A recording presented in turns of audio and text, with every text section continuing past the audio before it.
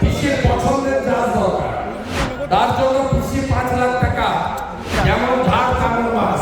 অমৃতা সিনহা মহোদয়া মাননীয় বিচারপতি, তার এজলাস ওনার পছন্দ নয়। তো দুগালে দুটো থাপ্পড় খেয়ে আবার ব্যাক টু দি ক্যাবিনেট।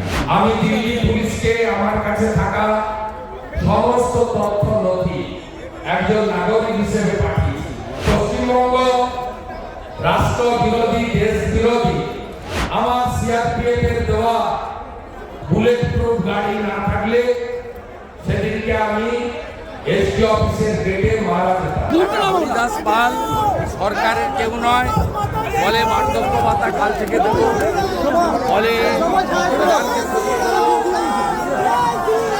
এবং যে কায়দাতে তিনি পশ্চিমবঙ্গের রাজ্যটাকে চালান, হাইকো ভেবেছে যে পিসি চালাইছে। তাই প্রথম গিয়ে বললেন ওনার সব মামলায় স্টে দিতে হবে। স্টে পেলেন না, স্টে পেলেন না।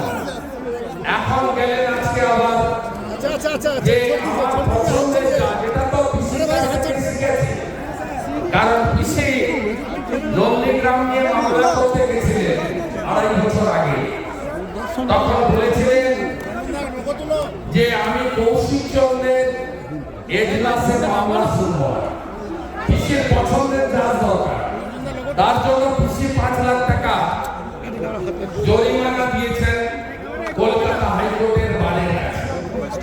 ঠিক পিসি যেমন বাড়ি তো আলাদা হয় না, যেমন ঝাড় তেমন মাছ। তাই পিসির ভাইপো সুপ্রিম কোর্টে গেছিলেন, তিনি কোটি কোটি টাকা খরচ করে ব্যারিস্টার বড় লয়ারদের দাঁড় করিয়ে যাতে অমৃতা সিনহা মহোদয়া মাননীয় বিচারপতি, তার এজলাস ওনার পছন্দ নয়, অন্য জায়গায় নিতে হবে। সুপ্রিম কোর্ট স্বাভাবিকভাবে কোনো ব্যক্তির ইচ্ছাকে স্বীকার না করে বিচার ব্যবস্থার যে গরিমা আছে তাকে বজায় রেখেছেন এবং দুগালে দুটো থাপ্পড় খেয়ে আবার back to the cabinet. Lalit Jha Trinamool যুব কংগ্রেস করে, ললিত ঝা তৃণমূল যুব কংগ্রেসের পদাধিকারী। আমি দিল্লি পুলিশকে আমার কাছে থাকা সমস্ত তথ্য নথি একজন নাগরিক হিসেবে পাঠিয়েছি। তাপস রায় অত্যন্ত ঘনিষ্ঠ বরানগর উত্তর কলকাতাতে তৃণমূল যুব কংগ্রেসের একাধিক কর্মসূচিতে থাকে এবং পশ্চিমবঙ্গ রাষ্ট্র বিরোধী, দেশ বিরোধী এপিসেন্টারে পরিণত হয়েছে এই তোলামুলিদের রাজত্ব। তারা পশ্চিমবঙ্গ যখন ইন্দোরের সেক্স র্যাকেট ধরা পড়ে তখন আপনি দেখবেন তখন পশ্চিমবঙ্গের পথ দিয়ে বাংলাদেশের লোক পাঠায়। দিল্লির আমি যে বক্তব্য একটু আগে বলেছিলাম, আমাকে যারা পাথর ছড়েছিল 2রা মে 2021, আমার সিআরপিএফ এর দেওয়া বুলেট প্রুফ গাড়ি না থাকলে সেদিনকে আমি এসপি অফিসের গেটে মারা যেতাম।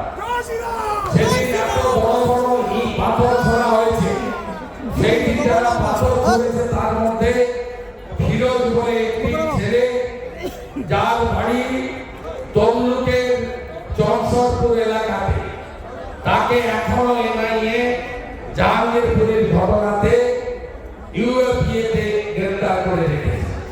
স্বাভাবিকভাবে ভারতবর্ষের যেখানে যা দেশ বিরোধী কাজ হয়, অশান্তির কাজ হয়, তার সাপ্লাই লাইনটা হচ্ছে পশ্চিমবঙ্গ। এই রাজ্যের যাদবপুরে এমন ভাবে দেশ বিরোধী শক্তিকে টুকরে টুকরে গ্যাংকে মমতা ব্যানার্জি লালিত পালিত করে রেখেছেন। যারা আমার গাড়ির দিকে তেড়ে আসে আমরা মাওবাদী বলি, যারা ভারতের জাতীয় পতাকা 26শে জানুয়ারি বা 15ই আগস্ট যাদবপুরে তুলতে দেয় না, যারা জাতীয় সঙ্গীত গাইতে দেয় না, যারা বন্দে মাতরম বলতে দেয় না, তাদেরকে মমতা ব্যানার্জি এখানে রেখেছেন একটাই শর্তে, 21 সালের মতো